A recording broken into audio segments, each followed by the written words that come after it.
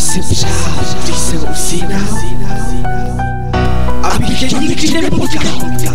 Zůstala bolest, kterou si nedokážeš představit. A víš proč? Protože ty neznáš cit. Nevíš, co je to milovat, nevíš, co je to pro toho druhého umírat. Tohle je konec našeho příběhu. Sleduju, jak pomalu padáš dolů. Mohl bych tě zachránit, ale sorry, nemám na to odvahu.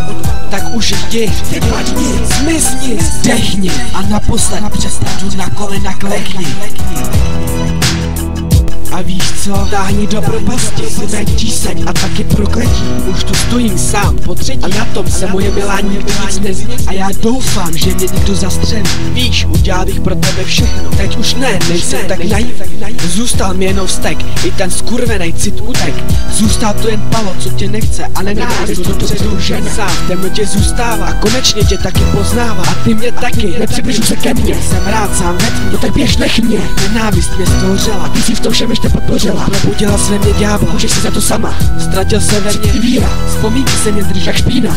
Řežu tvé jméno do krve, to však nemizí. Už dávno pro mě nejsi, jak to zlato rizí.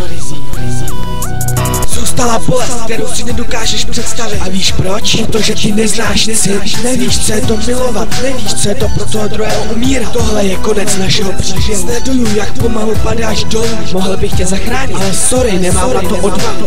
Tak už jdi, zmizni, dechni a naposled přestanu na kolena klekni.